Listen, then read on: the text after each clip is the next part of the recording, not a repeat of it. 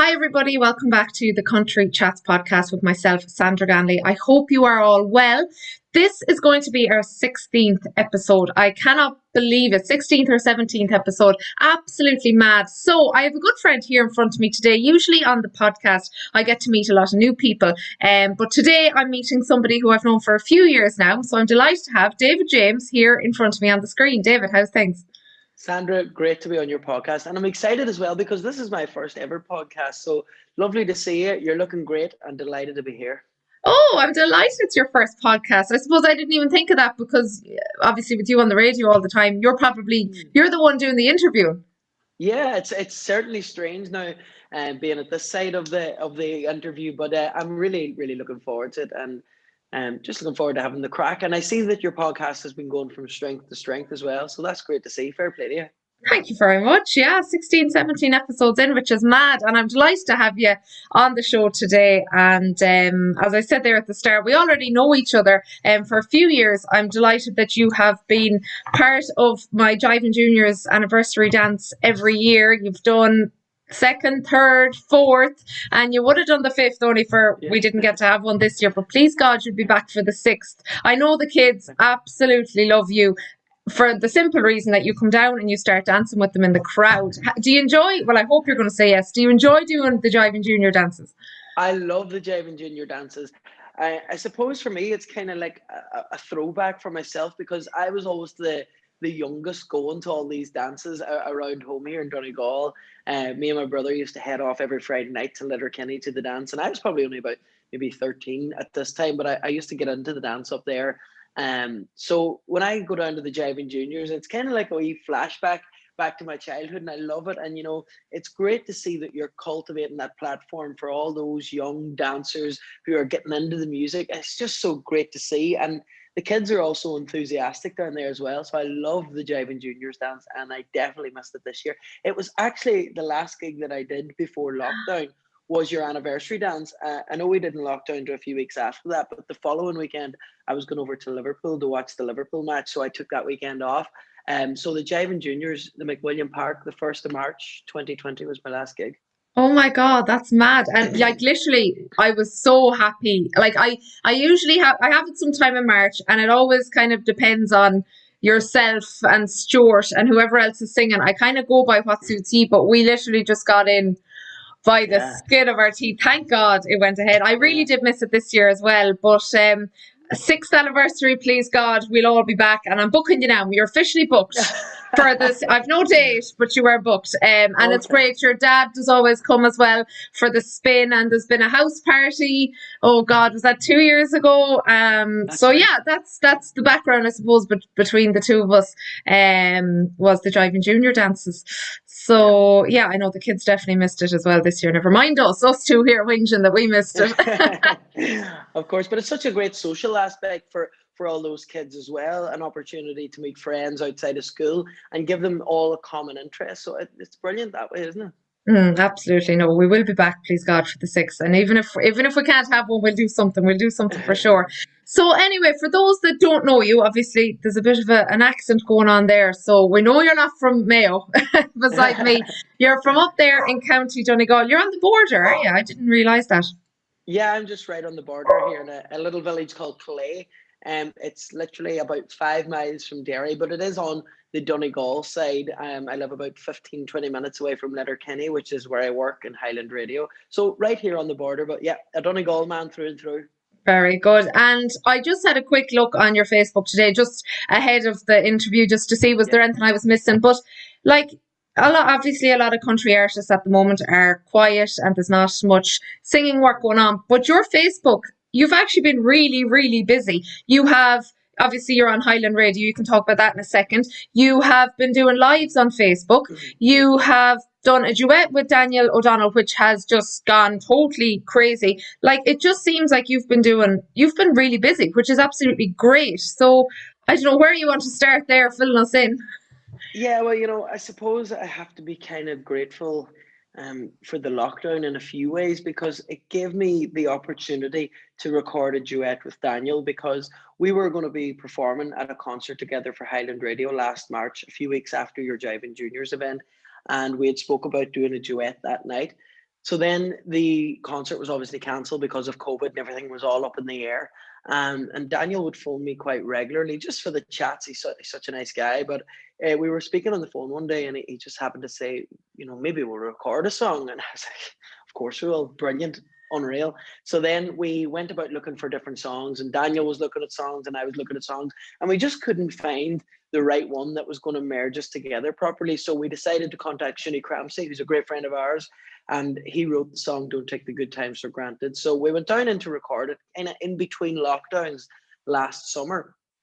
And then, we thought at that stage, maybe we'll hold off and release it in October time when things are back to normal, as we thought they would have been by then.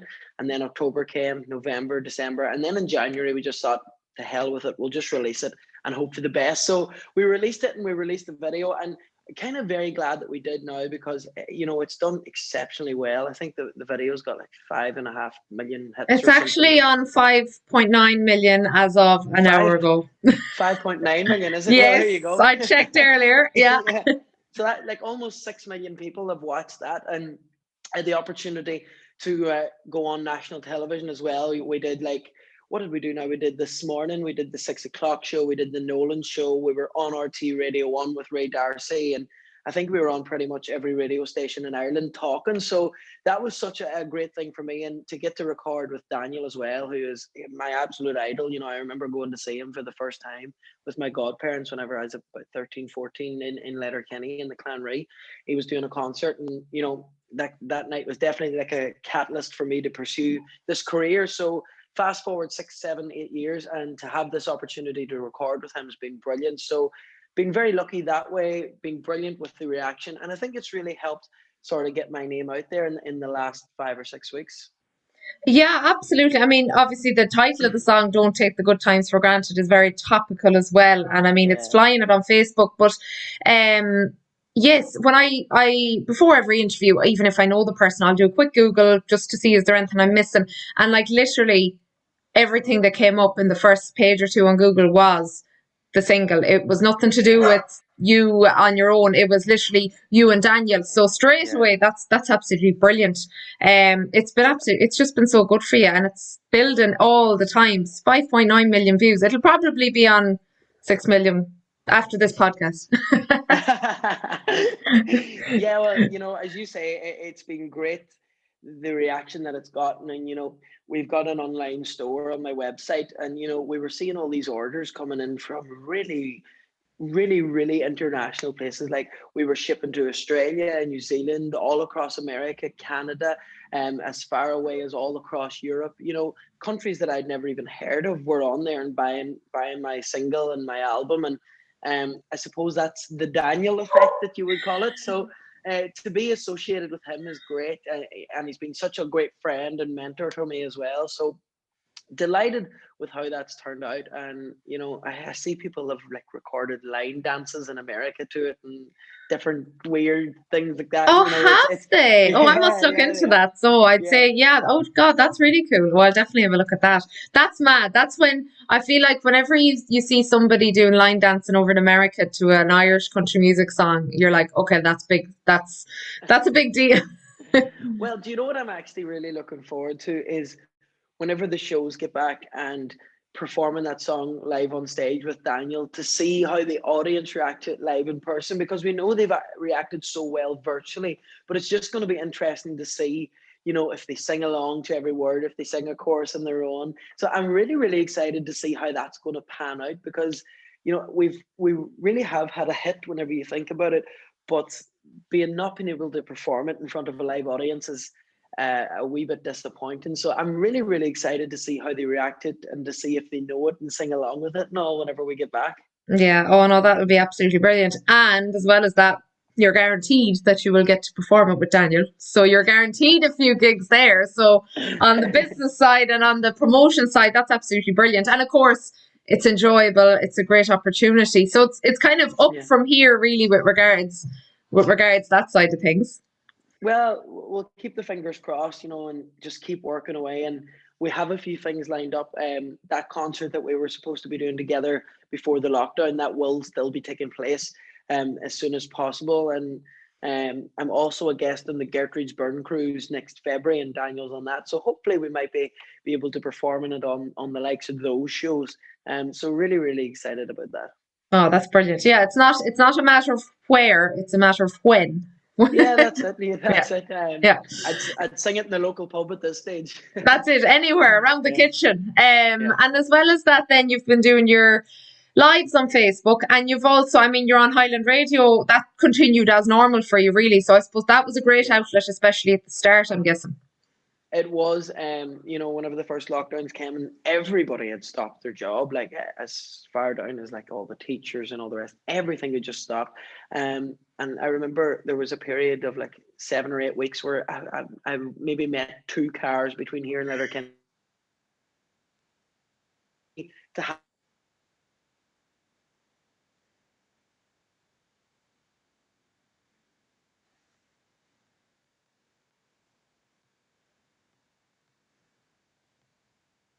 I never mentioned COVID. We were upbeat. We were just playing the songs, having the crack.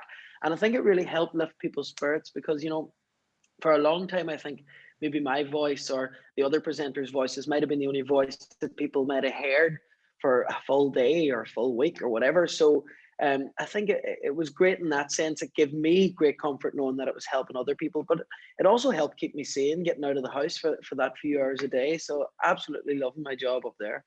How long are you there with Highlander? How did you get that gig, or how did that all start? I got it like I get everything. I never shut up chatting.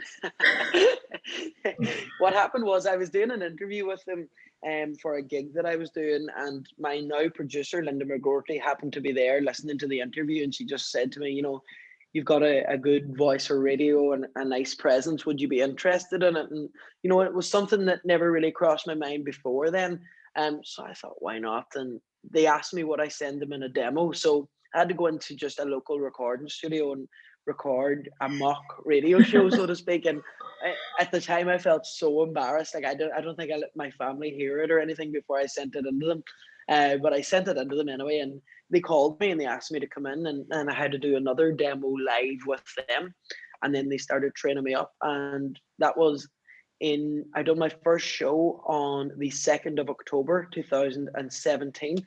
I was covering for presenters, and then December 2017 they offered me a full-time job to start the following January. So I've been there now just over 3 years. Wow. And were you in, no, you weren't, you were finished school, you were finished secondary school when you started that? Yeah, I just finished school. I was actually their youngest ever full-time presenter, so and I still the youngest there yet. So yeah, it's I great. was going to say, because I was doing the maths there and I was trying to figure out were you still in school. So, and were you singing at that stage? No, you were singing at that stage, Yeah, because you yeah. said you'd done the interview.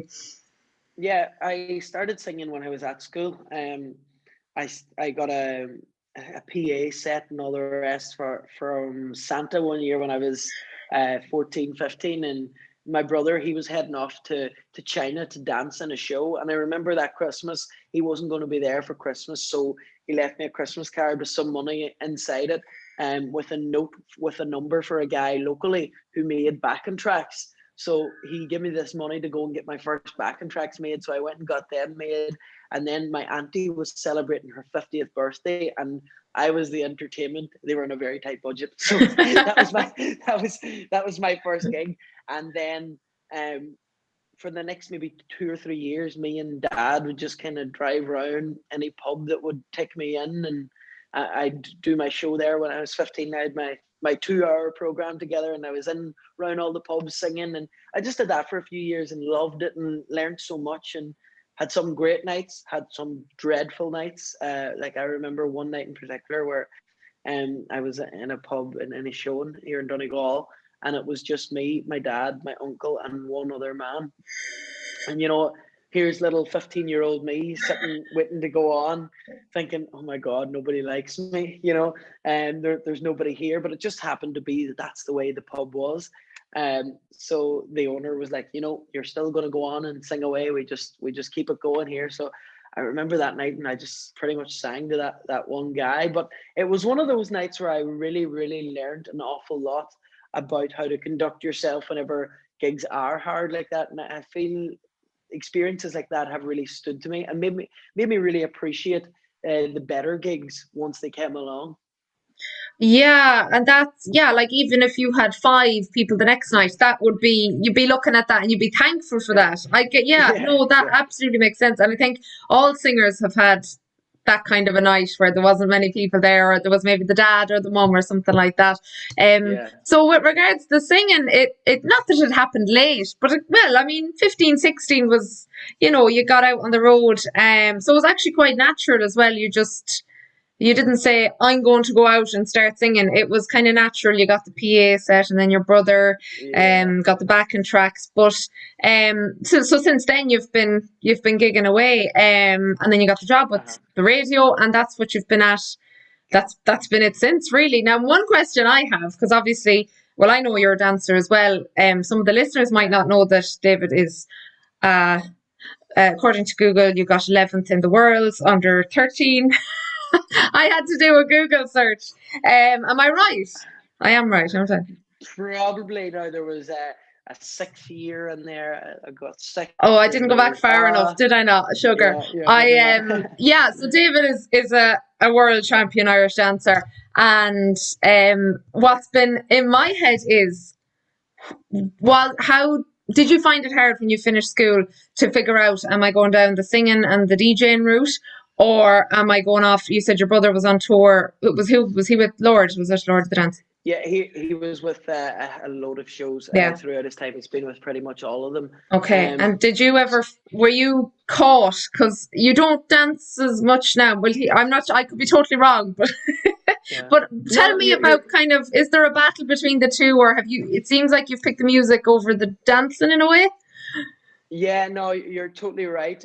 I started dancing whenever I was 3 and pretty much danced my whole life. And, I think I owe a lot of credit to dancing because it helped me very much whenever I became a singer to be, confident on stage or maybe at home on stage would be a better way of putting it because I was used to being on stage at faces my whole life and always loved dancing. But I think I always loved the social aspect of dancing a little more than the dancing. So we'd get away. We'd get away to all these faces in England and America, and I just loved having the crack with all my friends from wherever they may have been. Dancing was great in the way that it gave me friends in every continent. And pretty much a lot of the countries in Australia, New Zealand, all over America. Delighted to have such great friends there. So it was great that way. But I think whenever push came to shove, music was always the one that was gonna do it for me because I actually started singing by accident because the school was doing a school show and they needed a few more people to audition for the musical that they were doing, which was Oliver. And I said no, that I wasn't going to do it. I don't sing, but they pretty much made me do it, I'm really glad now they did because from there I found country and then I just fell in love with that. So I think when it came to it, it was a no-brainer that I was going to pursue music. I was gigging every weekend when I was in school, and Mum used to be giving out. She was like, you can gig on a Saturday night, but that's it. And then a Sunday at like 4 o'clock, I'd be getting ready. She'd be like, "Where are you going?" And I'd be away to a gig somewhere with Dad, and then Dad would be getting given out to for her because I would have school the next day, and it was just brilliant. But I think it was a no-brainer whenever it came down to it that music was going to be the avenue that I pursued. And do you still, oh, sugar, do you get to dance at all anymore?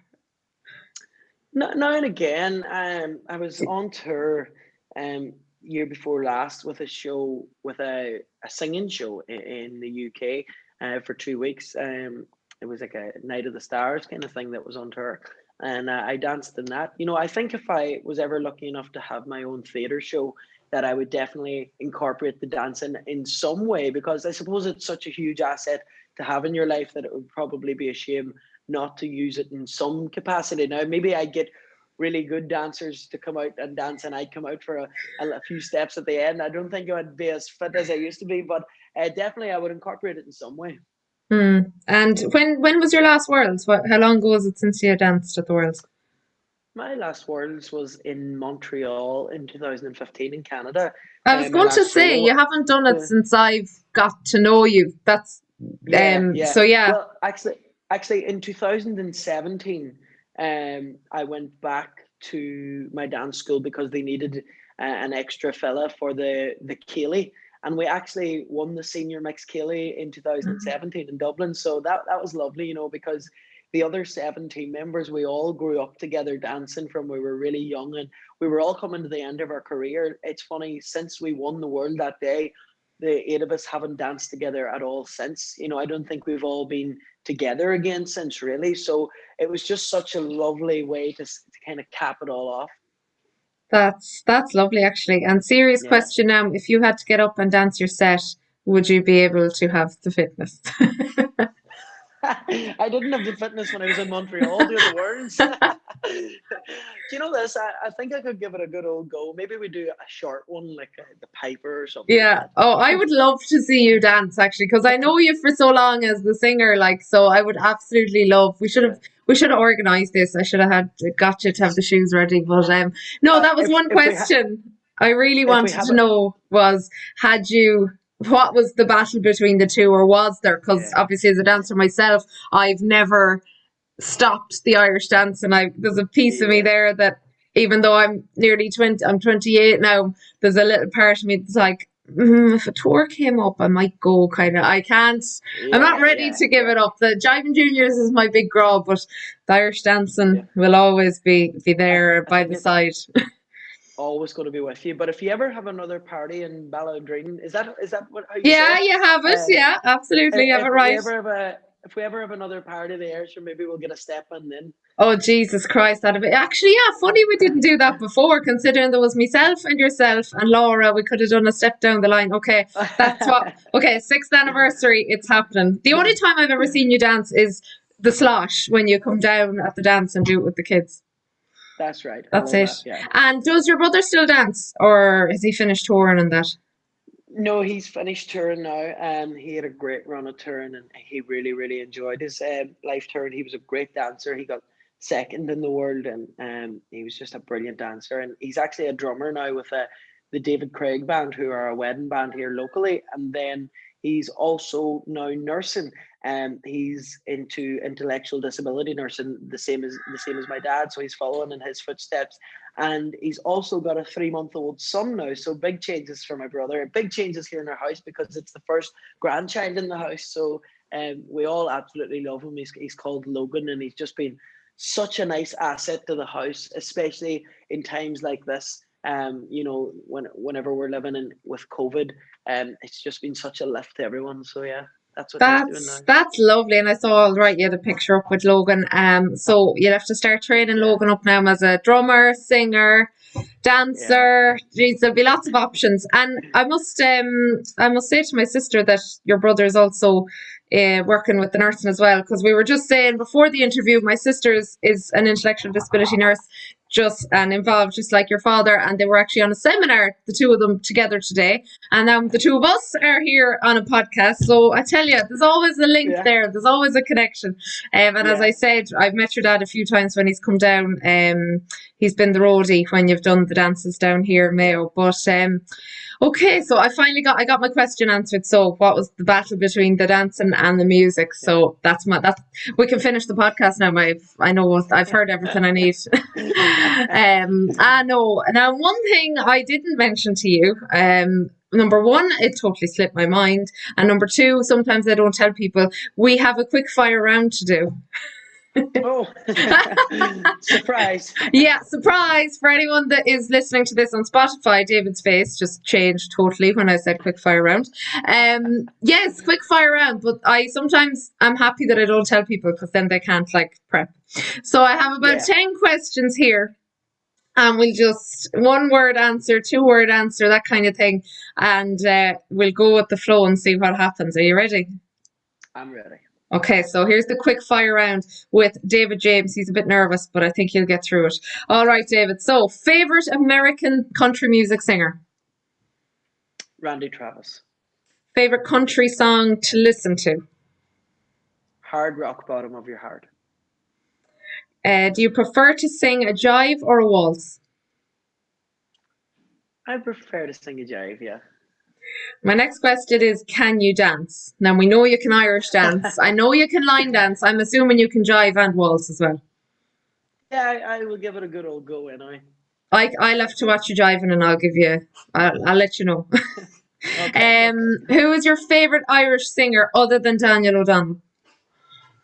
Country singer or just singer?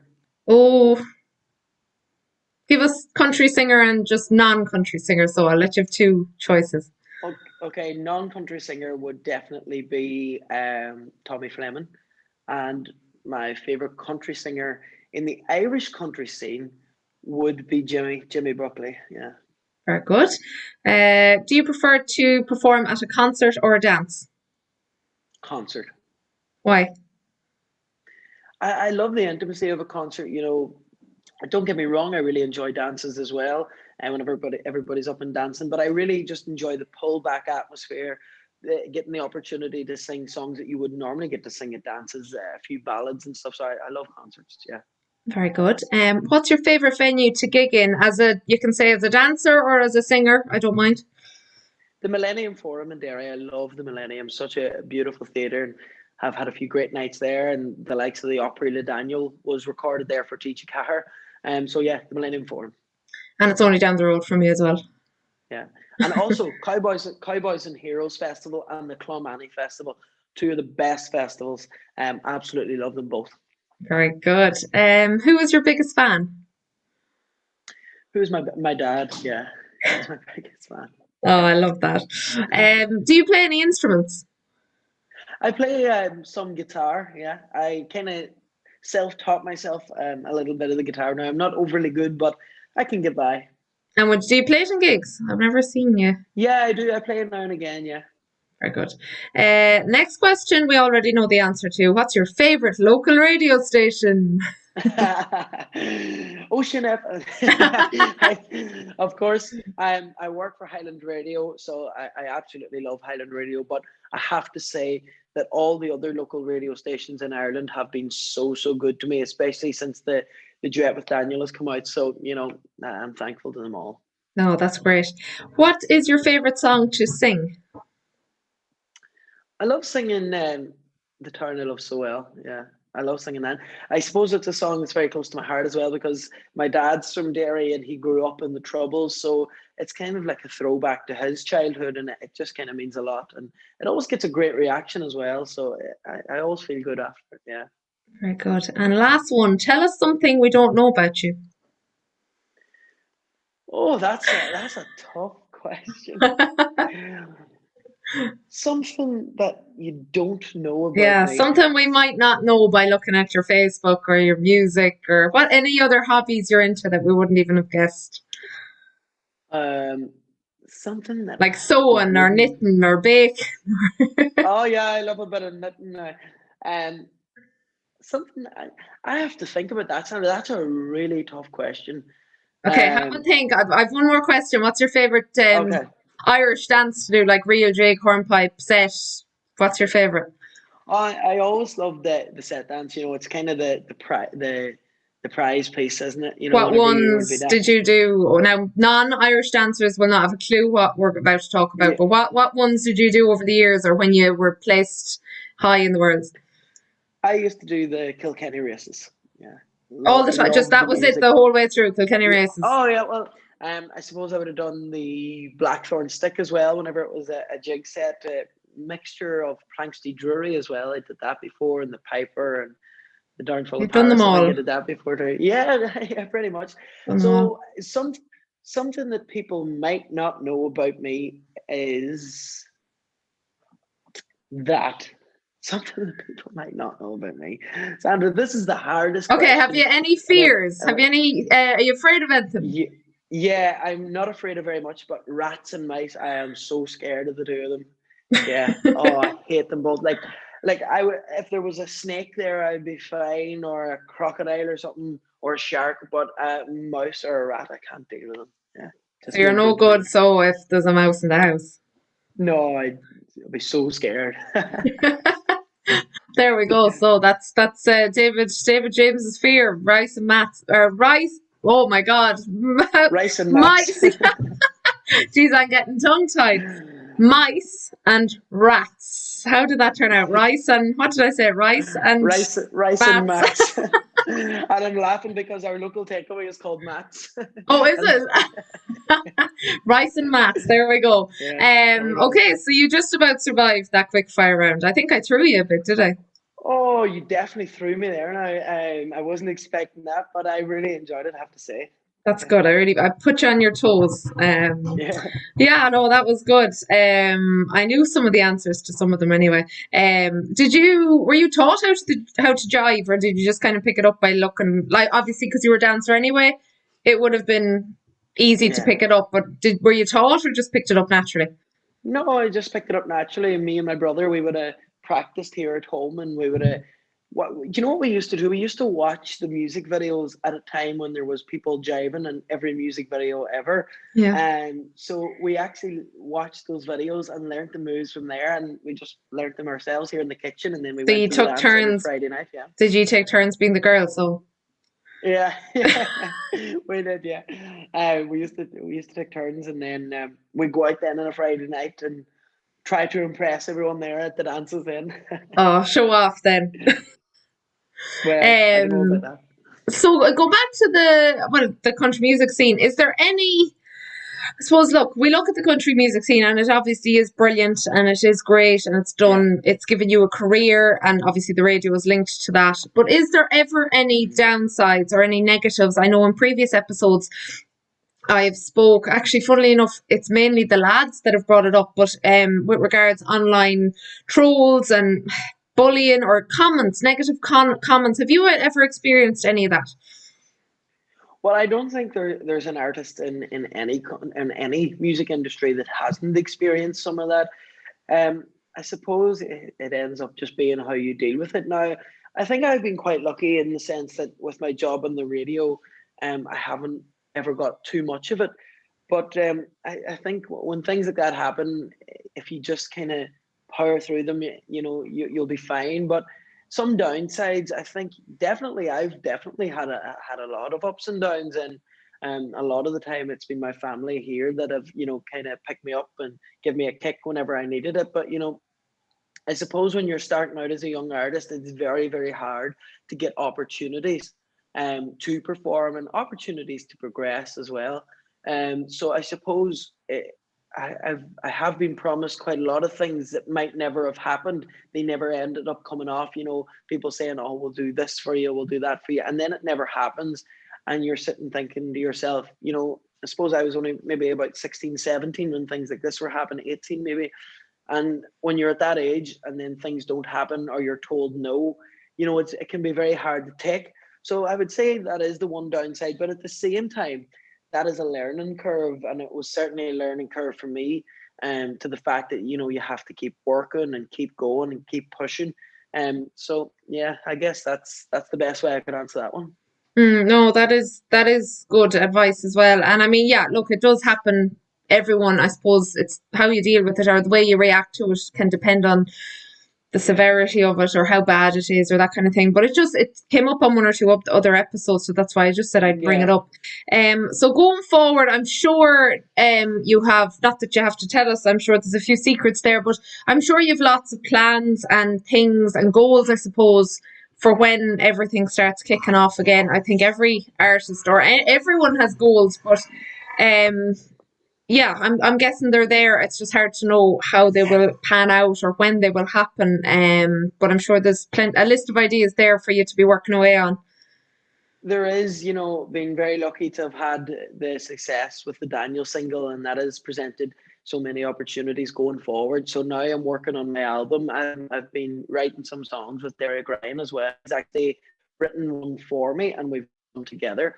So I think it could be my next single, or maybe the one after that he's wrote, that we've already got recorded. So really excited about that. And then once I get the album finished, I have something really, really exciting.